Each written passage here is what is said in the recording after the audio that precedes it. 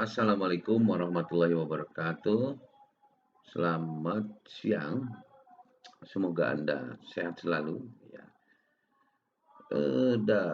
Pada video tutorial ini saya akan menjelaskan mengenai kebutuhan manusia di dalam usul fikih. Ya. Nah ini nanti teman-teman akan melihat perbedaan definisi kebutuhan ini dengan apa yang sudah dipelajari. Ya. Saya tidak perlu sebutkan itu dipelajari dari siapa supaya nggak ribut ya. Nah, kita awali dari kenapa ada hukum syariat ya. Kita sudah tahu bahwa hukum syariat itu ya ada 4 sumbernya, yaitu dari Al-Qur'anul Karim, kemudian dari hadis. Hadis itu menjelaskan eh, apa yang perlu dijelaskan pada Al-Qur'an. Kemudian ada ijma. Ijma ini dilakukan oleh para ya ahli fikih ya dan punya kualifikasi tertentu. Kemudian menurut kias. Nah, jadi hukum syariat itu ya diperlukan untuk menciptakan kemaslahatan bagi umat. Kemudian untuk memotivasi kebaikan serta untuk menolak atau menghindari adanya bahaya. Nah, itu gunanya hukum syariat ya. Nah, berdasarkan hukum syariat ya, kebutuhan itu ada 3. Yang pertama daururiyah, atau kita sering menggunakan kata darurat, yaitu asal kata dari daururiyah. Kalau dalam bahasa Inggris adalah eh, eh, primer ya, istilah bahasa Inggris adalah primer. Kemudian yang kedua hajiyah. Hajiyah itu kebutuhan sekunder, istilah yang biasa kita gunakan. Dan tahsiniyah, yang kita biasa gunakan adalah kebutuhan tersier. Nah, di dalam usul fikih saya pakai simbol DHT ya.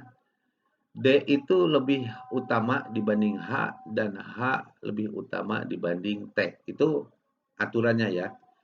Jadi eh, selama kebutuhan daururiyah itu belum terpenuhi, maka belum bisa memenuhi kebutuhan yang sifatnya hajiyah atau tahsiniyah atau sekunder atau tersier.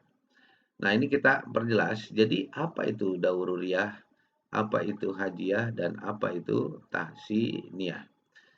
Nah, ini kita pelajari pelan-pelan ya. Kita pelajari pelan-pelan. Daururiyah itu sesuatu ya, segala sesuatu yang pokok untuk menegakkan kemaslahatan. Jadi tujuannya adalah untuk menegakkan kemaslahatan. Kemaslahatan dalam bahasa ekonomi bisa kita artikan dengan manfaat ya. Manfaat atau faedah, atau utility. Nah, kita teruskan pemahamannya. Nah, jika tidak terpenuhi, jika kebutuhan daururiyah itu tidak terpenuhi, maka akibatnya akan timbul kerusakan. Maka akibatnya akan timbul kehancuran. Nah, itu kenapa kebutuhan daururiyah itu harus lebih diprioritaskan dibanding hajiyah dan tahsiniyah itu. Nah, apa itu yang termasuk kebutuhan daururiyah? Yang pertama adalah agama, ya. Jadi agama itu adalah kebutuhan darurat itu. Kemudian jiwa, ya, jiwa atau nyawa lah begitu. Kemudian akal, kemudian harga diri dan harta benda. Nah, jadi kalau nggak ada agama, maka akan timbul kerusakan karena tidak ada norma yang mengatur hubungan antar manusia, hablum minanas, hubungan manusia dengan Allah, hablum minallah, dan hubungan manusia dengan lingkungan. Nah, di dalam Al-Qur'an itu ya hubungan-hubungan tadi, ya hubungan segitiga tadi itu ya ada firman Allah Subhanahu wa taala yang dapat kita gunakan sebagai pedoman ya gitu. Nah, kemudian nyawa atau jiwa. Nah, ini yang kaitannya dengan keturunan. Jadi keturunan itu punya anak ya, itu adalah kebutuhan yang darurat gitu. Bahkan untuk apa namanya nyawa itu kan bisa terancam karena penyakit gitu kan. Bisa terancam karena apa namanya serangan baik dari manusia maupun bukan manusia gitu kan. Nah, kemudian akal. Nah, manusia kalau kehilangan akal kan sakit jiwa ya atau yang kita sebut dengan gelo gitu ya. Nah, ini yang harus kita pelihara nih sebagai kebutuhan darurat. Kemudian harga diri juga, harga diri. Nah, oleh karena itu sepintas saya loncat ya, perilaku-perilaku yang membuat harga diri kita itu menjadi lemah ya, misalnya ya misalnya melakukan pencurian, kemudian melakukan hal-hal yang batil gitu ya, kemudian melakukan penipuan gitu, mencurang. Nah, itu kan perilaku-perilaku yang bisa melemahkan harga diri kita ya. Kemudian juga harta benda yang kita sebut dengan kekayaan atau dengan aset. Nah, itu juga adalah kebutuhan yang sifatnya darurat. Nah, kemudian apa itu hadiah ya? Hadiah atau sekunder adalah sesuatu untuk mempermudah agar hidup manusia, agar hidup kita ini tidak sulit gitu, tidak payah ya. Nah, jika kebutuhan ini tidak terpenuhi, maka tidak akan menimbulkan kehancuran. Yang tersisa hanya ya kesulitan saja, yang kesulitan saja. Nah, apa itu? Ya sesuatu untuk ibadah dan muamalah. Ingat pelajaran sebelumnya bahwa ya apa namanya mengenai jenis-jenis atau macam-macam hukum ya. Ibadah itu kan kaitannya kita dengan Tuhan. Ya, muamalah itu kaitan kita dengan manusia. Detail daripada hablum minanas. Nah, misalnya ya, muamalah. Nah, muamalah itu kan kemarin kita ada banyak jenisnya ya. Kita ambil contoh misalnya transaksi. Nah, sekarang apa namanya yang sifatnya hadiah kan misalnya transaksi sudah bisa online. Bayangkan kalau kita apa namanya membeli sebuah barang yang cukup besar misalnya ya, misalnya apa lemari, misalnya lemari besar, kemudian kita harus nyewa truk sendiri gitu, kita harus nyewa truk sendiri, belum lagi nyewa truknya juga di mana ya. Tapi sekarang dengan transaksi online, spesifikasi barangnya sudah ada ya, kita tinggal pesan ya plus ongkir itu nanti beberapa hari lemari itu sudah ada di rumah. Nah, itu gambaran ringkaslah mengenai mengenai kebutuhan hadiah. Ya termasuk laptop yang saya gunakan ini. Ya. Saya akan sulit, saya akan payah menjelaskan suatu materi kepada teman-teman semua kalau tidak menggunakan alat ini gitu ya. Bagaimana saya menemui teman-teman nih 80 orang ya.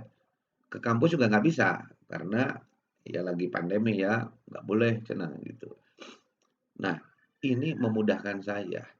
Ini membuat saya mudah untuk berkomunikasi mengenai pembelajaran. Nah, itu gambaran mengenai kebutuhan aja.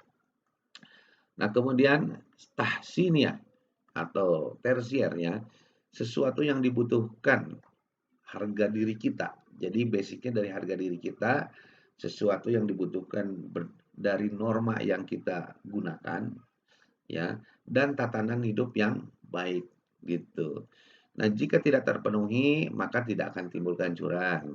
Kemudian tidak menimbulkan kesulitan dan kepayahan. Nah, tapi kalau tidak terpenuhi, maka kita akan merasa terasing dari suatu lingkungan, ya. Apa itu yang termasuk tahsiniyah? Yaitu akhlak mulia, kemudian tradisi yang baik. Di dalam pelajaran ekonomi yang biasa kita pelajari, ya, yang sifatnya tersier itu apa? Misalnya cincin emas, ya, cincin emas berlian gitu. Nah, misalnya kalau saya ambil contoh, misalnya lawyer atau pengacara yang terkaya, salah satu terkaya di Indonesia adalah Hotman Paris ya. Kenapa dia pakai cincin yang mahal, pakai jas yang mahal? Yaitu dalam rangka apa namanya untuk menunjang integritas dia sebagai lawyer, karena lawyer itu kan harus dipercaya, kemudian harus tampil apa namanya gagah mungkin gitu kan, sehingga ada sima, sehingga ada aura begitu ya. Nah, sebetulnya nggak begitu juga nggak apa-apa ya, tidak akan menimbulkan kehancuran, tidak akan menimbulkan kesulitan. Tapi ini kaitannya dengan tadi harga, kaitannya dengan harga diri gitu, gitu ya. Kita ke kampus pakai sepatu apa aja nggak ada masalah ya. Oke, mau pakai sendal nggak ada masalah. Nah, tapi teman-teman ngerasa juga kan kalau ke kampus, ke kelas pakai sandal, mungkin ada rasa kurang percaya diri ya, ada rasa nggak enak gitulah. Nah itu, eee, penjelasan mengenai kebutuhan manusia di dalam usul fikih. Silakan dipahami lagi, kemudian berikan respon Anda pada menu, eee, forum diskusi. Terima kasih. Assalamualaikum warahmatullahi wabarakatuh.